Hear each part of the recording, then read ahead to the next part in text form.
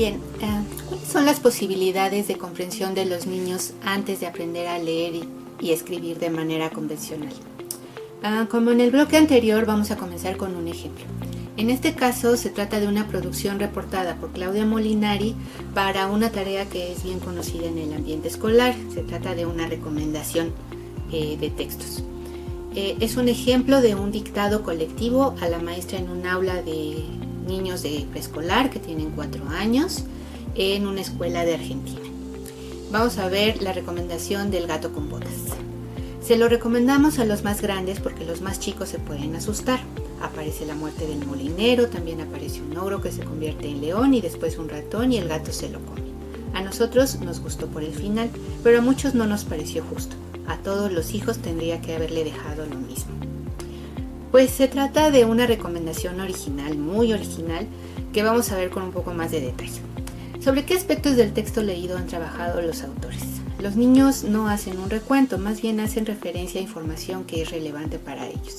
Esta recuperación puntual no es una idea general, sino que sirve de ancla para poder justificar la elección y la recomendación. En ese sentido, los niños también nos hacen saber que sus comentarios tienen un destinatario particular. Los chicos más grandes que no se van a asustar por la presencia de la muerte del molinero ni por la presencia del ogro. Es un ejemplo interesante de las posibilidades de elaboración de chicos pequeños que aún están en proceso de comprender el sistema de escritura. Desde luego no se trata de un ejercicio espontáneo, por ello esta producción también nos hace preguntarnos sobre las condiciones de aula que dieron lugar a este proyecto. No tenemos detalles al respecto, pero podemos hacer algunas suposiciones. Es casi seguro que el texto recomendado ha sido leído y comentado más de una vez. El texto para recomendar seguramente fue elegido probablemente como parte de una práctica habitual de lectura en voz alta y de exploración de textos. Es muy probable que el texto sea la versión final de otros dictados donde la maestra registró las ideas propuestas por diferentes chicos. La idea de hacer una recomendación para los niños más grandes pudo haber sido propuesta por la maestra o también pudo haber sido una iniciativa de los niños.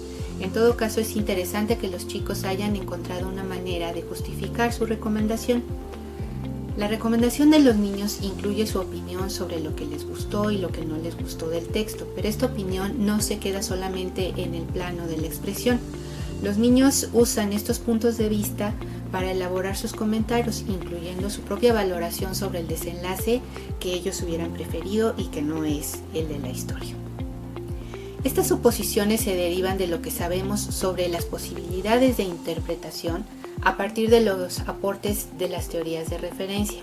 Yo los invito a que comenten con sus colegas las pistas que hay en el texto que nos permiten hacer inferencias en el sentido de lo que he expuesto. Puede ser que estén de acuerdo o no conmigo, por ello es un buen ejercicio para argumentar, para pensar juntos y por eso los invito a que lo desarrollen. Bien, y entonces ¿cómo hacemos para poner en relación este trabajo alrededor de la interpretación de los textos con los procesos que ya sabemos que los niños tienen que procesar y construir para poder llegar a consolidar la lectura autónoma? Bueno, primero tenemos que reconocer que las posibilidades de elaborar significados sobre los textos leídos por los chicos mismos o con ayuda de los adultos forma parte de sus esfuerzos para comprender el sistema de escritura. De manera que los proyectos de escritura y de lectura, de producción, de interpretación y exploración que desarrollemos no son actividades de contexto, sino deben ser tratadas y atendidas como parte de las oportunidades que los niños tienen para reflexionar sobre el escrito. ¿De qué manera es que los niños hacen este ejercicio de comprensión?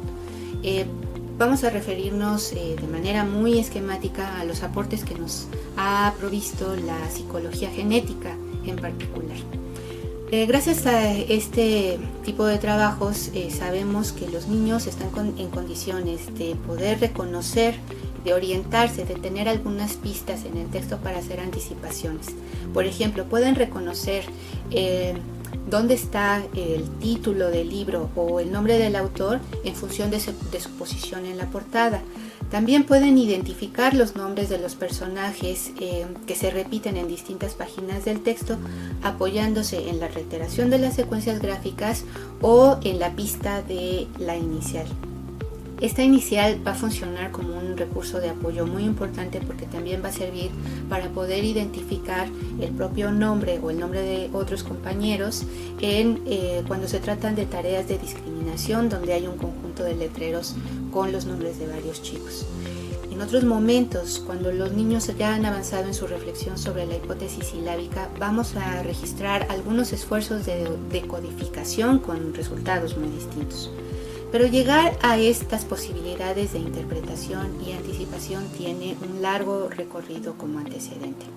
En momentos iniciales, los niños van a considerar que lo escrito corresponde a la denominación de los objetos circundantes. Este momento inicial se identifica como la hipótesis del nombre.